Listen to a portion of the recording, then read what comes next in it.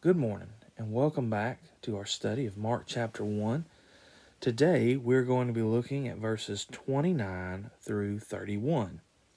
And it says, "And immediately he left the synagogue and entered the house of Simon and Andrew with James and John. Now Simon's mother-in-law lay ill with a fever, and immediately they told him about her. And he came and took her by the hand and lifted her up, and the fever left her, and she began to serve them." So what we're told in this verse is that Jesus leaves the synagogue and goes to Simon and Andrew's house there in Capernaum. And we are they meet Simon's mother-in-law, who is sick with a fever. Now, nowadays, when we think about someone having a fever, it's usually not that big of a thing. But back then, that could be a serious illness, something that could even potentially lead to death. And what we're told is that they tell Jesus about Simon's mother-in-law's illness. And without hesitation, Jesus comes and he takes her by the hand and lifts her up. And miraculously, the fever has left her. This obviously is Jesus healing her instantaneously. Fevers sometimes break quickly. However, this is not one of those instances, because not only has her fever broken, but now she is able to stand. Her energy has returned, because notice she immediately begins to serve them. Now there's three things that I want to point out about this. The first is that yet again we have another characteristic of Jesus's ministry, and that is that Jesus healed people. One of the great things of the Gospels is that we have all of these amazing stories of Jesus healing people of various diseases. And what this tells us about him is that he has the ability to restore one and make them whole. Now, ultimately, we will also see Jesus raise the dead. Death being the ultimate expression of sickness, because it's the point at which the body breaks down completely and no longer can contain life. But sickness itself is part of the curse that was placed upon creation by God after the sin of Adam and Eve. In Jesus, the curse is being turned back. And so that's what's important to see when we see Jesus healing people. But now here's the question that we must ask. So with the other things that we've talked about that are markers or characteristics of Jesus' ministry, does this as well carry over to the church? And my response to that is yes, I think it does. Now you see this in the ministry of the apostles, where they go and they heal, and occasionally the Lord does heal people even today. Usually it's through the prayers of his people. But I still think that this is something that the church offers to people. Now, that doesn't mean that everybody is always healed. Paul himself said that there was something that he prayed would be taken from him, a thorn in the flesh, and yet God said no. Sometimes the Lord has other plans in mind. But yet, that shouldn't dissuade us from asking the Lord to heal those whom we love.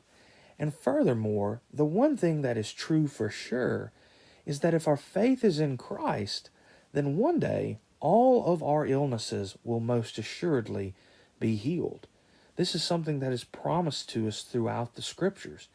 And it is the responsibility of the church to let people know that yes, maybe there are times where that illness is not healed miraculously here and now, but there will come a time in the future where God will heal every hurt and every disease, and even undo death itself at the resurrection.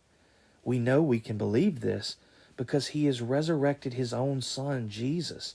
And if our faith is in him, then not even death itself can hold us in the grave, because Jesus is coming for us.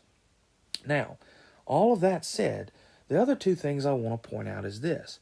One, I think it's important to mention here that they asked Jesus to please help her. They pointed out that she was sick. Now, did they need to do that? Well, no, I'm certain that Jesus knew that, just as I'm certain that God knows everything that we need before we even ask it. And yet, the Lord oftentimes wants us to come to Him and ask. And I think part of the reason for that is that when we go to Him and ask, that is a sign of our trust in Him, a sign of faith that we believe He is capable of doing the thing we are asking. So, brothers and sisters, if there is something that you need, if there's something or someone that you want God to help, take them to the Lord. He knows that they need the help, but perhaps He is waiting on you to humble yourself and ask for that help. But the third and final thing I want you to notice about this morning is that as soon as she was restored to health, notice that Peter's mother-in-law began to serve them. This to me is a beautiful thing, because what this demonstrates is that the Lord doesn't work His miracles. He doesn't bring about salvation. He doesn't restore people to health just simply so that they can do nothing. But there's a purpose that they will serve. And I want to say that I'm sure Peter's mother-in-law served them willingly and gladly after this had happened. She was grateful, and that is evidenced by the fact that she serves them. Brothers and sisters, God has done good to you. Maybe He's healed you. Maybe He's healed someone you know. Or maybe He's just given you life, giving you new life in Christ. That is an incredible blessing in and of itself, the greatest blessing, in fact. But here's the question.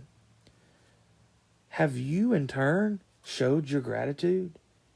Do you, now that you know the Lord, do you, now that the person you know and love has been healed, do you show gratitude?